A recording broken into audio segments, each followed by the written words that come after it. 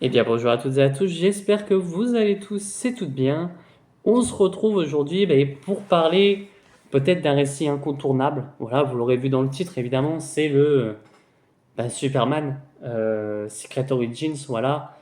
C'est réalisé par Geoff Jones et scénarisé, euh, dessiné pardon, par Gary Frank. Alors de quoi ça parle? Eh ben c'est tout con, c'est que ce qui est écrit dans le titre, c'est les origines de Kal-El. Alors attention, quand je dis les origines, c'est pas de Krypton à jusqu'à ce qu'il devienne Superman. C'est vraiment de l'enfance de Clark jusqu'à ce qu'il devienne Superman. Et quand il est Superman, voilà. Un Superman Year One, entre guillemets. Alors, c'est à 20 € chez Urban Comics. Et alors, je vais être très gentil avec Urban quand même, parce que voilà, j'ai toujours été gentil avec Urban en réalité. Mais en vérité, ils ont été intelligents de le sortir avant ce qui arrivait. Alors, bien avant, il y avait les Geoff Jones Present Flash qui étaient sortis du tome 1 à 6, mais euh, le récit, celui-là en tout cas, est sorti dans le tome 6. Et en fait, Urban a eu la bonne idée, voilà, dire ils ont eu l'intelligence, ça fait comme s'ils étaient débiles. Et voilà, ils ne sont pas débiles, Urban, voilà, ils font leur taf, et vraiment ça, faut le dire. Et en fait, ils ont eu la bonne idée, je trouve en tout cas, de sortir celui-là avant le début, je mets des gros guillemets à début, parce que voilà, mais avant la suite du run de Geoff Jones sur Superman. Et parce qu'il y a la Légion des super-héros, il y a le dernier fils de Krypton, je crois, et voilà, il y a vraiment tout le run de Geoff Jones, j'ai l'impression qu'il va être publié. Et c'est vraiment cool du coup d'avoir les origines. Alors je crois que les deux étaient sortis, Dernier Fils de Krypton et les origines, Secret Origins, qui étaient sortis en même temps. Et du coup, c'est cool d'avoir fait ça. Alors, de quoi ça nous parle? On a du coup, je vais vous montrer les dessins en même temps, on a Kal-El qui justement est Superman, voilà, enfin, découvre ses pouvoirs tout simplement. Euh, et donc, ce dernier va devoir apprendre un petit peu à les contrôler. Voilà, alors, j'aime beaucoup parce que du coup, on t'ajoute des. Comment ça s'appelle? J'aime beaucoup, voilà, ça. Et juste les dessins comme ça sont magnifiques de Gary Frank. Mais du coup, on t'instaure, voilà, Geoff Jones met des choses cool aussi, par exemple, l'amitié entre. Alors, je ne sais pas si elle y était avant, mais par exemple, avec Pete Ross et Clark Kent, par exemple. Voilà, on a un Clark Kent qui, à un moment donné, a peur justement de faire du mal aux autres. Et ça, c'est cool de le voir parce que on pourrait se dire, il sait se contrôler, mais oui, mais lui-même a peur de ses pouvoirs. Et ça, c'est vraiment cool de le voir. En mode, il a des pouvoirs, qu'est-ce qu'il va se plaindre? Ben oui, sauf que ses pouvoirs, quand même, c'est en vérité, on va être très honnête là-dessus. Je vous montre encore quelques dessins, mais les pouvoirs de Clark, oui, ils sont pétés. Bon, même si la Speed Force est beaucoup plus pété que les pouvoirs kryptoniens, je pense. Mais oui, les pouvoirs d'un kryptonien, première fois que tu vas les utiliser, première fois que tu les découvres, je pense que ça fait flipper. Voilà, tu commences à voir à travers la peau des gens, tu peux tirer des rayons avec tes yeux, tu souffles tes bougies ou quoi que ce soit, tu crées un iceberg presque, tu peux voler, tu as une super force, genre tu serres la main à quelqu'un, tu peux lui péter la main tout simplement. Voilà, c'est vraiment des pouvoirs où tu peux te dire, ben ouais, en fait ça fait peur. Tu vois, alors on va me dire oui, mais la Speed Force c'est pareil. Ouais, mais la Speed Force, au pire des cas, tu cours juste. C'est juste, tu cours vite. Et donc après, tu peux faire plein de trucs avec. Donc bon, il y a une différence quand même. Que là, vraiment. Et puis, on voit que Clark est un héros des débuts. Voilà, par exemple, avec juste le côté. Je vais vous retrouver la page, entre gros guillemets, même si je ne vais plus la retrouver là. Euh, on voit que Clark est un héros depuis son enfance, on va dire. Je crois que je vais vous les montrer, mais je préfère vous la remontrer. Voilà, cette page par exemple, où tu vois que Clark, alors de ce qu'on comprend, il a déjà sa super force, mais on voit que Clark, justement, c'est un héros, voilà, malgré tout, depuis son enfance. Et c'est ça qui est cool. Et même de le voir devenir, voilà, avoir son costume, etc., on voit aussi l'apparition des L, justement. Et j'aime beaucoup ce Clark Kent qui est en mode, ben moi je voulais pas le savoir, ça. Tu vois, c'est vraiment, bon, après c'est rapidement dit, mais avec une Martha qui est en mode, voilà, de ce qu'on en lit, en mode, bah il va nous abandonner. Voilà, il sait qui il est, maintenant, il s'en fout, etc. Tu vois, une Martha triste quand même. Et j'aime beaucoup aussi ce qu'ils ont fait, ce que Geoff Jones a fait avec Lex Luthor. Voilà, qu'ils se connaissent, Clark et Lex se connaissent. Alors, c'est se connaître, c'est des connaissances. Voilà, c'est pas non plus les meilleurs potes, etc. Mais c'est des connaissances, un peu ce qu'on fait Smallville, du coup. Mais c'est des connaissances. Et j'aime beaucoup qu'on ait ce parallèle-là, tu vois, des deux. Et c'est cool. Puis, on voit que Lex Luthor, déjà gamin, est un bâtard. On va être très honnête là-dessus, est un connard même.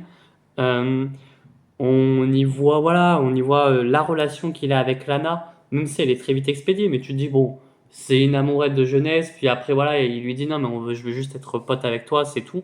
Enfin, voilà, parce qu'il a peur de la baisser aussi. Euh, et vraiment, alors, seul défaut du récit, c'est pour ça que je dis, ils ont eu la bonne idée de le mettre, mais je sais comme quoi, voilà, on avait toute l'histoire de la Légion des super-héros bien avant dans le rôle de Geoff Jones, c'est pour ça qu'ils font une apparition dedans. Mais c'est vrai que du coup, je me dis, je suis pas le plus grand fan de la Légion des super-héros.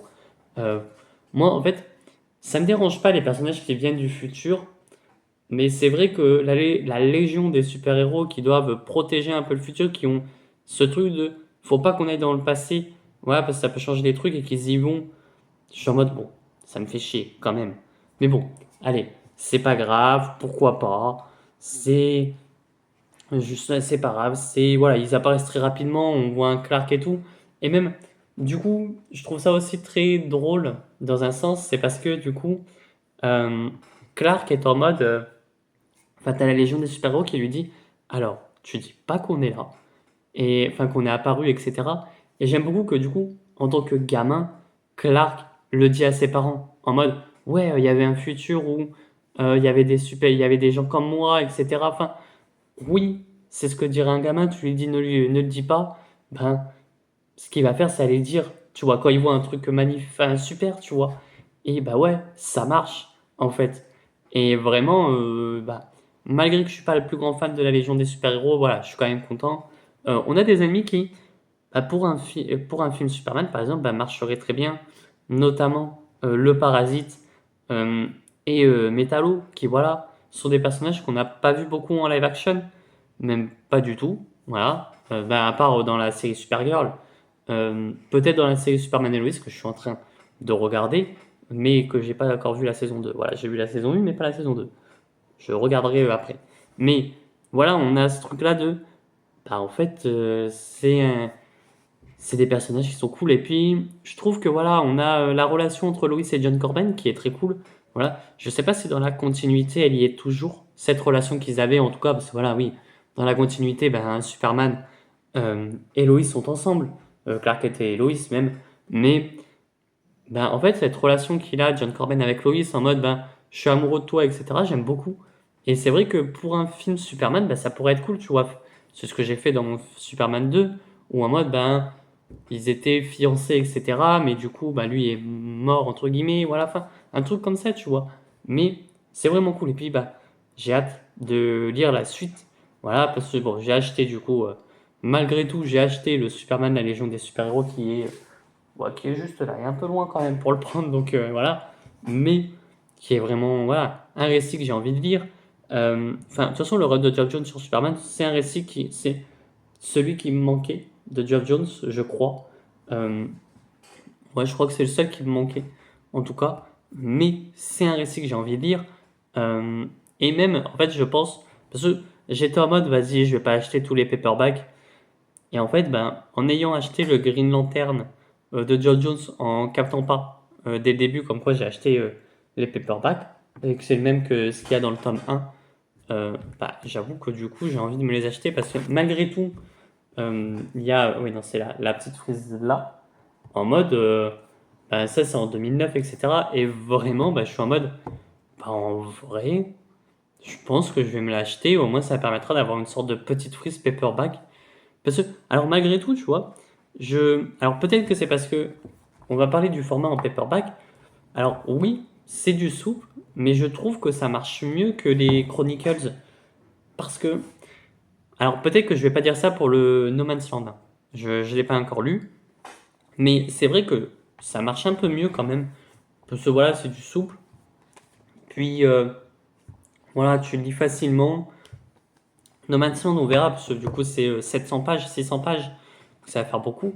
Mais vraiment, c'est des récits que j'ai hâte de lire. Alors bon, No Man's Land, on m'a dit oui, mais peut-être que tu vas pas aimer parce que c'est plein d'histoires différentes, etc. Euh, c'est vrai que peut-être que je vais pas aimer. Mais on va être honnête là-dessus. Moi, j'avoue que c'est peut-être l'un des récits Batman qui me le donne le plus envie. Oui, j'ai dit ça. C'est un des récits Batman qui me donne le plus envie. Mais en tout cas, lisez. Voilà, le run de Geoff Jones, c'est même, je peux dire, comme quoi, c'est la meilleure porte d'entrée. En tout cas, celui-là. Même si vous voulez que lire un Superman, bah, je vous conseille celui-là. Voilà. Et ensuite, vous pouvez aller sur n'importe quel Superman, je trouve. Alors bon, pas un Superman qui se passe en plein milieu, voilà, évidemment. Mais je trouve que c'est peut-être l'une des meilleures origin story pour Superman. Voilà. Alors oui, il y a le run de John Byrne qui a ajouté plein d'éléments. Mais je trouve que celui-là marche extrêmement bien. Euh, voilà, il n'y a pas besoin de lire quoi que ce soit avant ni après. Alors peut-être que oui, ça fait un petit plus si on a lu la Légion des super-héros avant.